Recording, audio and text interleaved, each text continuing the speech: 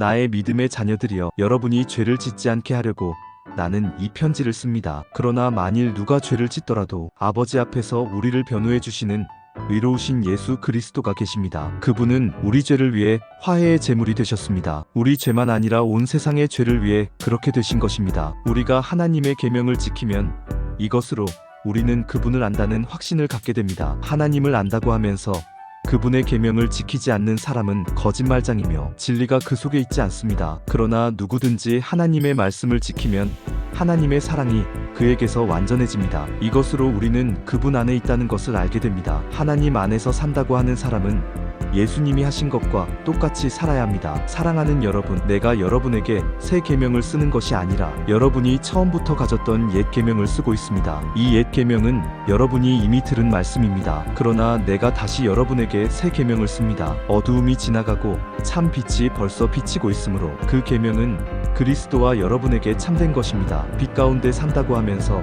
형제를 미워하면 아직도 어두움 속에 사는 사람입니다. 형제를 사랑하는 사람은 빛 가운데 살기 때문에 자기에게 거리낄 만한 것이 없습니다. 그러나 형제를 미워하는 사람은 아직도 어두움 속에 있고 어두움 속에서 살고 있는 것입니다. 어두움이 그의 눈을 멀게 했기 때문에 그는 자기가 어디로 가고 있는지 알지 못합니다. 자녀들이여, 내가 이 편지를 쓰는 것은 여러분의 죄가 예수님의 이름으로 용서를 받기 때문입니다. 부모들이여, 내가 이 편지를 쓰는 것은 여러분이 세상이 창조되기 전부터 계신 분을 알기 때문입니다. 청년들이여, 내가 이 편지를 쓰는 것은 여러분이 악한 자를 이겼기 때문입니다. 자녀들이여, 내가 이 편지를 쓰는 것은 여러분이 하나님 아버지를 알고 있기 때문입니다. 부모들이여, 내가 이 편지를 쓰는 것은 여러분이 맨 처음부터 계신 분을 알기 때문입니다. 청년들이여, 내가 이 편지를 쓰는 것은 여러분이 언제나 하나님의 말씀에 굳게 서서 마귀를 이겼기 때문입니다. 여러분은 세상이나 세상에 속한 것들을 사랑하지 마십시오. 누구든지 세상을 사랑하면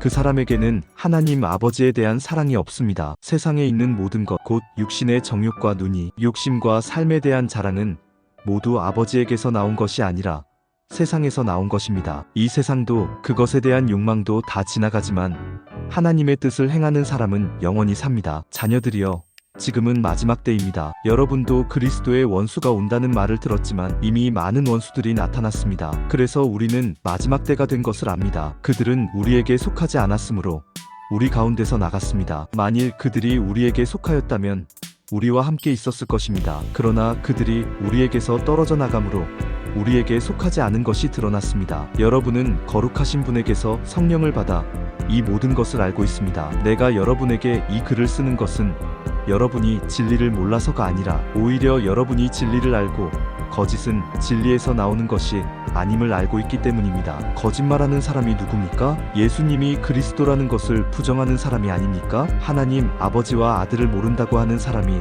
바로 그리스도의 원수입니다. 아들을 모른다고 하는 사람은 아버지를 모시지 못하고 아들을 인정하는 사람은 아버지를 모시고 있는 것입니다. 여러분은 처음부터 들은 것을 잊지 않도록 하십시오. 그러면 여러분도 아들과 하나님 아버지 안에서 살게 될 것입니다. 이것이 바로 그리스도께서 직접 우리에게 약속해 주신 영원한 생명입니다. 여러분을 속이려는 사람들에 대하여 내가 이것을 썼습니다. 여러분에게는 그리스도께서 부어주신 성령이 있기 때문에 아무에게서도 가르침을 받을 필요가 없습니다. 성령께서 여러분에게 모든 것을 가르쳐 주십니다. 그분의 가르치심은 참되고 거짓이 없습니다. 그러므로 성령님이 가르치신 대로 여러분은 언제나 그리스도 안에서 생활하십시오. 자녀들이여, 여러분은 그리스도 안에서 사십시오. 그러면 그리스도께서 다시 오실 때 부끄러움을 당하지 않고 떳떳이 그분을 뵙게 될 것입니다. 하나님이 의로우신 분이라는 것을 안다면 의롭게 사는 사람들이 모두 그분의 자녀들이라는 것을 잊지 마십시오.